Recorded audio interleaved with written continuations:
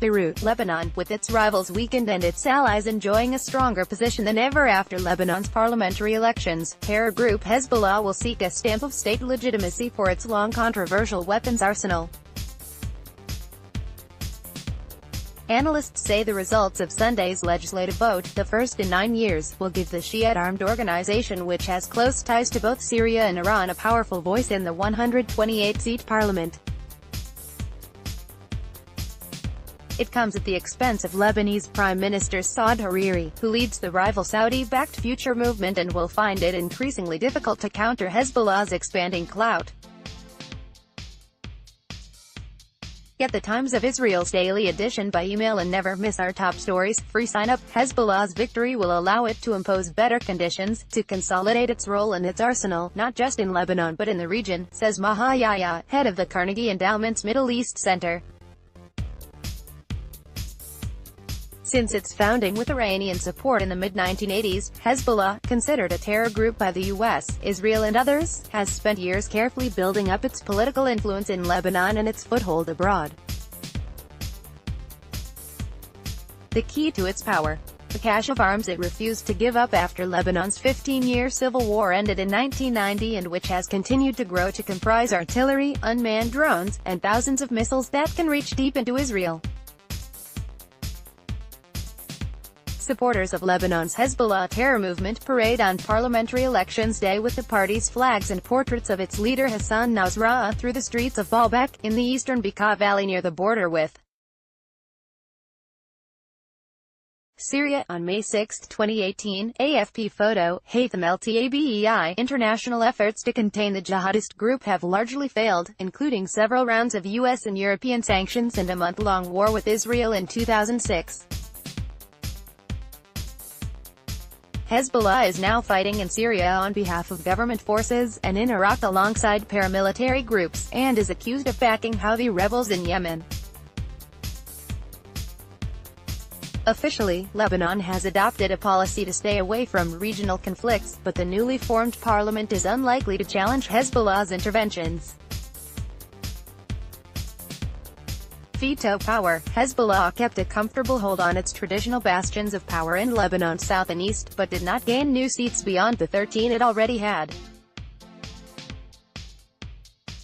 But the rise of allied lawmakers across the country meant its weapons arsenal would not be questioned, said Karim Bitar, expert at the Paris-based Institute of International and Strategic Affairs. With its network of alliances, Hezbollah has today a majority in Lebanon's parliament, granting it tacit veto power over the most important decisions, said Bitar. Even the group's rivals, like Saad Hariri, have somewhat accepted the new balance of power, Bitar told AFP. Hariri's share of seats dropped from 33 to 21. Lebanese Prime Minister Saad Hariri speaks during a press conference in Beirut, Lebanon, Monday, May 7, 2018. AP photo, Bilal Hussein, the Free Patriotic Movement, which President Michel Aoun headed for years and which is friendly to Hezbollah, expanded its voting bloc from 21 to 29 members.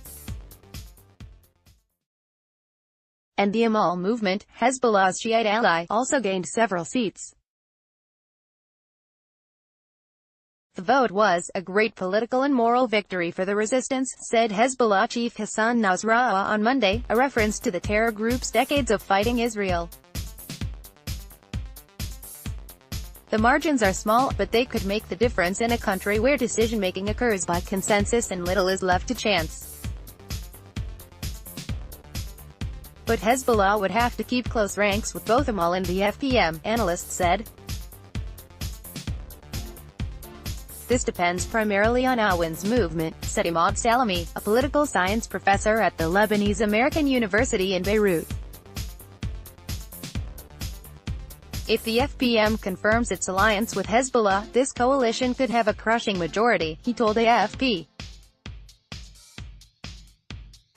Beyond Parliament now, President Aoun will begin consultations with lawmakers on who he should appoint as the next premier.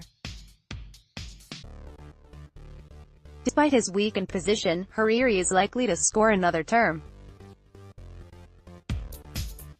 In this Friday, April 13, 2018 file photo, Hezbollah leader Hassan Nasrallah delivers a broadcast speech through a giant screen during an election campaign in a southern suburb of Beirut, Lebanon. AP photo, Hussein Mallah. He enjoys the confidence of Arab countries, but also the Europeans and the United States, said Salami, adding his return would guarantee economic support for Lebanon. Hariri, already a two-time premier, sent shockwaves across the region last year by resigning while in Saudi Arabia and blaming Hezbollah for destabilizing the region. The bizarre announcement triggered a flurry of international interventions that eventually saw Hariri return to his post, adopting a more conciliatory tone towards Hezbollah in general. The question of Hezbollah's arms is a regional one, said the premier on Monday, hinting as he has in the past that domestic powers would not challenge the group. The next prime minister appointed by Aoun will be responsible for forming a new cabinet, typically a drawn-out process involving horse trading among Lebanon's competing political forces. Salami predicted Hezbollah and its allies could stand to gain from that process too, by snagging key portfolios. The essential thing is to secure posts in the government that will protect its political and military activities, regionally, obviously, and not just in Lebanon, he added.